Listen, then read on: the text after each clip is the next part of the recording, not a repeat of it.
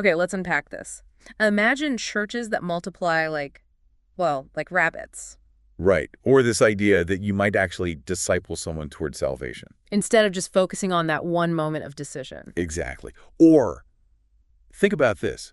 What could make someone like a former rebel leader or even someone making bombs Or a respected religious leader, a sheik. do a complete 180?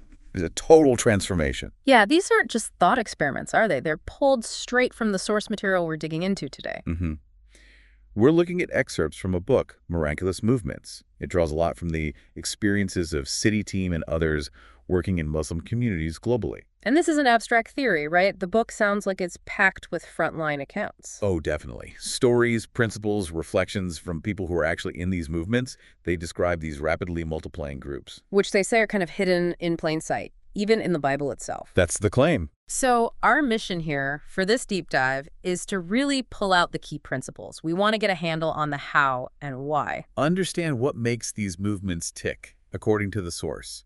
Look at the surprising ideas, the results they're reporting. Basically, giving you a kind of shortcut to understanding this specific viewpoint on what's happening in some, well, unexpected places. So the book starts off using a specific term they prefer, disciple-making movements, or DMM. Right, they deliberately use that instead of maybe church planting movements, which people might be more familiar with. And that distinction seems really important to them.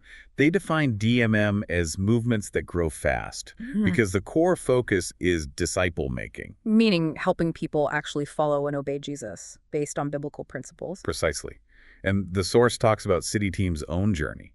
They started out as a rescue mission, but felt they weren't seeing deep, lasting change. So they made a shift. A big one. They decided to intentionally pivot, making Jesus' command to go and make disciples their absolute central focus. And the book claims this shift led to some pretty significant results. Yeah, they talk about seeing these kinds of movements described in Southeast Asia, Central Asia, the Middle East, Europe. But their deepest work has been in Africa. West, Central, East Africa, I think it mentioned. That's right. And they cite being part of a network, hundreds of ministries, that apparently saw thousands of new churches start in just 5 countries over 7 years, mostly among Muslims. Thousands. That's a lot. It's definitely large scale they're describing. And the common element, they argue, is rediscovering and applying these biblical principles they feel were maybe overlooked. These hidden in plain sight ideas. Exactly. So where does it all begin according to this source? What's the starting block? Prayer. They're absolutely emphatic about it. It's the starting point, the engine, the sustainer. Not just any prayer, though. No, they talk about needing to pray until the impossible happens. Praying until the impossible happens. That phrase really sticks out. What does that look like in practice? Well, it involves things like spiritual scanning or spiritual mapping. And it's just like understanding the history, the culture, the spiritual background of a place, barriers, assets, that kind of thing. Exactly. And then coupling that with prayer walking. Actually going through communities and praying specifically. They gave an example, didn't they? A town named after a witch doctor. Yeah, where specific prayer, informed by that scanning, targeted what they identified as spiritual strongholds. And there's that story about persistence, too. The team that got kicked out of a village. Right. Kicked out after a few days, but they didn't give up. They went back, prayed intensely for 2 solid days with their team, returned with 1 extra person. And then things started to change because of that persistent prayer. That's how the source presents it, which leads to a really interesting point. How do people learn this kind of prayer, especially if they're coming from backgrounds with very different, maybe more rigid prayer traditions? Yeah, great question. The book is clear. It's not primarily taught about in a seminar. It's trained by doing it and seeing it done. Modeling. Modeling is key. They describe it as a joyful discovery for many Muslim background believers, finding that prayer in Christ is this real conversation with a loving Father. And they mention Mama Nadira as an example. Yes. Couldn't read, apparently, but became this incredible prayer leader. Organized prayer camps, urgent prayer networks with thousands ready to fast and pray immediately. Wow. And things like weekly fasting and prayer, half-night meetings, these were common. Described as common practices, yeah. Yeah. It paints a picture of very intentional, sustained prayer effort. Then there's Jacob's story. That one was pretty dramatic. Extremely. Moved his family to a Muslim area, heard these screams one night.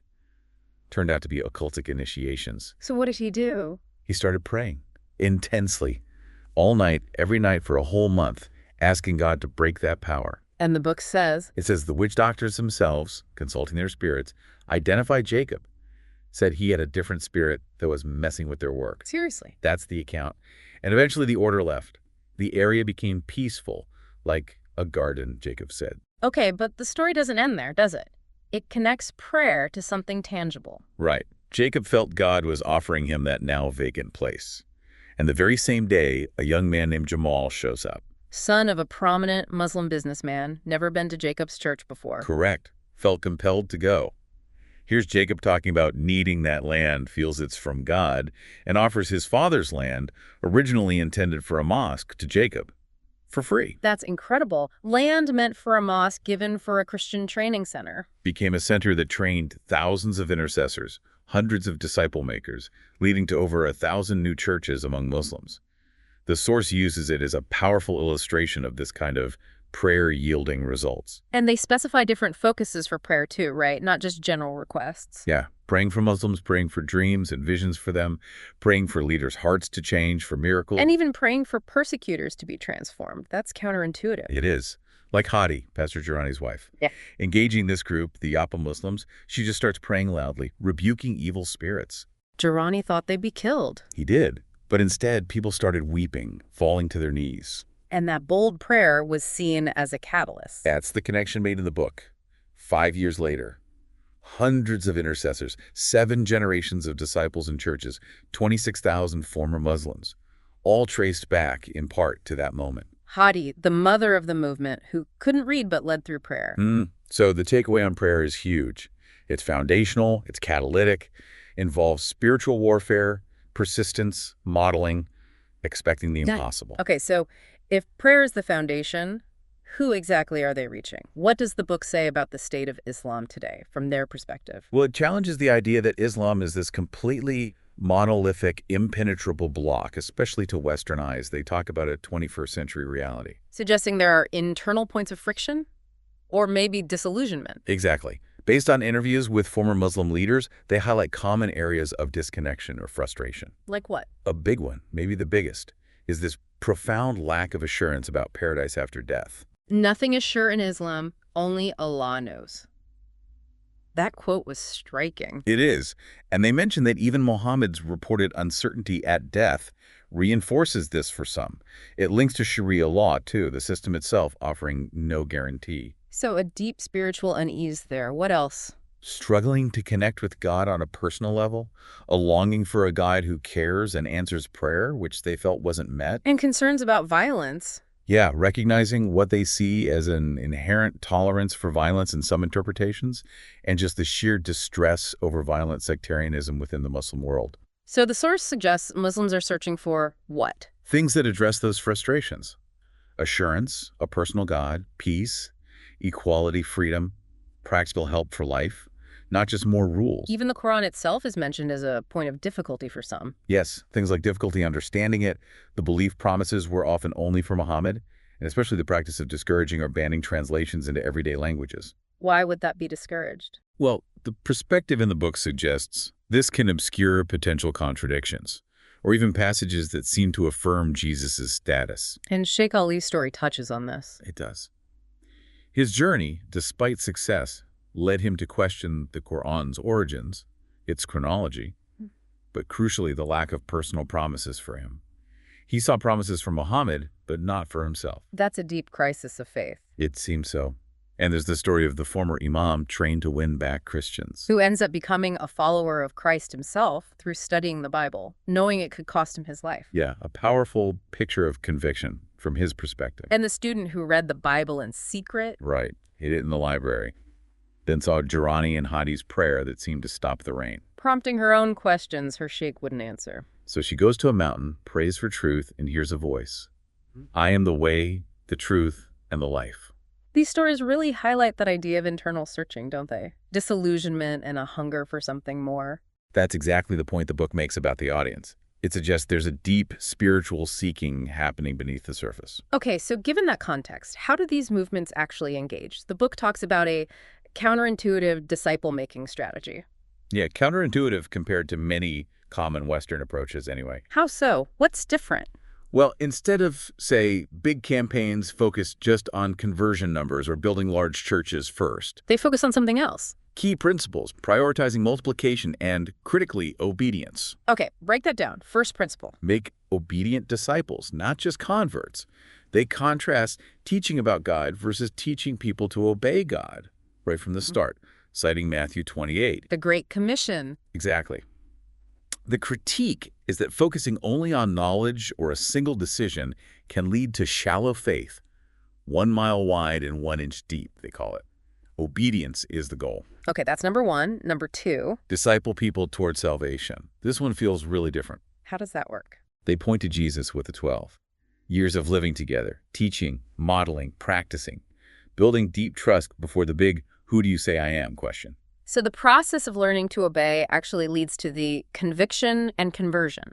That's the idea presented. It's a process, not just an event sometimes. Interesting. Okay, third principle. Invest time in the right person, the person of peace. We talked about that briefly. Someone God has prepared. Hospitable, open, connected. Yes. Importantly, they might not be who you expect. Could be a sheik, a militant, or just an ordinary person whose openness is the key to reaching a whole network. Right. And number four. Don't just tell people what to believe. Facilitate their own discovery through the Bible and the Holy Spirit. Trusting the Word and Spirit are enough. Oh. Empowering discovery, not just delivering lectures. Exactly. Fifth, blend compassion and proclamation. Don't separate service from sharing the message. Because Jesus didn't. Right. They argue some ministries focus only on aid, others only on evangelism, missing Jesus' holistic example. Genuine service builds bridges. Makes sense. And the sixth principle. God uses ordinary people. You don't need formal credentials to make disciples or start simple churches. Sometimes, they say, it's easier for regular folks living among their own people. Ordinary people doing extraordinary things. That's the recurring theme. So how do they put this into practice? There's a specific tool mentioned, right? DBS. Discovery Bible Study. Okay. It's central to facilitating discovery and focusing on obedience. It's not a sermon. It's a guided group discussion around a Bible passage. How does it work? Is it complicated? No. Described as simple, maybe 30, 45 minutes. 4 parts. Opening. Share thanks, worries, community needs. Okay. Then reading. Read the passage several times. Then the core, discovery. Discuss questions like, what does this teach about God? About humanity? What changes do we need to make? And crucially, Making specific I will statements. What will you actually do based on this passage this week? that immediate obedience focus again. Exactly. And the last part is go and live it out. Plan who you'll share the passage and your I will with, and follow up on those community needs mentioned earlier. So it builds the habits of church right from the start. Obedience, prayer, sharing, caring. That's the idea. The source says when people come to faith this way, they realize they've basically already been doing church. The I will part is key for growth. And service fits in here too. You mentioned blending compassion and proclamation. Absolutely. It's vital for access and trust. Practical love time, listening, help with kids, skills training. Like that story of the village chief asking the well-digging team to bring their church. Perfect example. Their service made such an impact. He wanted the source of that change. Service opens the door. And finding that person of peace often involves this service, plus the prayer walking and spiritual standing, looking for seekers. Yes, looking for those who are spiritually hungry, maybe disillusioned, who respond to genuine care, and the hope offered often around issues like shame or guilt, which are significant in these contexts. And these groups often form into what the book calls simple churches. Right, contrasting strongly with typical Western models, no big buildings, paid staff, complex programs needed initially. They called them rabbit churches because they reproduce quickly. What do they look like based on the book's study? Small, basic, often family or clan-based, meeting discreetly because of persecution risk. Characterized by Lots of prayer and fasting. Often, dramatic healings or deliverance experiences happen early and accelerate growth. Resources like tithes go to members' needs or sending people out. And their meetings are basically DBS and prayer. Pretty much. Simple, reproducible, often planted where there's no existing Christian witness. And sometimes the sheer number of these groups can start to shift the spiritual atmosphere of an area. Which brings us back to that idea of transformation being key. Absolutely essential, the book argues, for this kind of rapid multiplication among Muslims. The change has to be real and visible. The stories are quite something. The former rebel leader, Yeah, Ahmed and Michelle meeting those ex-rebels. The leader saying they stopped stealing and violence not for religion's sake, but to obey Christ. He called it true freedom. That's a powerful internal shift. And they list other common changes. Families healed, ending abuse, treating women and children better, overcoming addictions, honesty, peace. Tangible stuff. Sheikh Riyad, the bomb maker, that story is intense. And Amam actively trying to destroy Christians, using mosque funds for bombs. And Christians were praying for him openly. Asking God to call him or remove him. And that got to them. Their prayers, not curses. Yeah. He eventually follows Christ, faces huge persecution. Which apparently made his faith stronger. And now he teaches reaching Muslims with sympathy and love. What a turnaround. Incredible. Then Jamil, the sheikh who argued with Jesus, trained boys to attack Christians. Told them it guaranteed paradise. Had a dream of Jesus quoting the Quran perfectly. Led him to check the text, connect with another former sheikh, and find faith. Faced a stoning attempt. Yes, but saved by an old friend, suggesting they talk instead. Led to a public discussion about truth, his transformation becoming a witness. And Zuti, the bulletproof man. Feared mercenary, deep into occult practices, ruled by fear. Christians sought him out as a potential person of peace. Oh. He was arrogant. But James, the leader, saw he was in physical pain, offered to pray for his leg in Jesus' name. And Sudi agreed, instantly healed, astonished, acknowledged Jesus' power. His conversion broke the fear in that region. Then there's a story about raising someone from the dead. Yeah, a Christian leader felt compelled to pray for a chief's dead wife. Terrified, but did it. Prayed loudly for over an hour. And the woman Came back to life. Yeah. Sat up, asked for water. The chief and his mother became followers.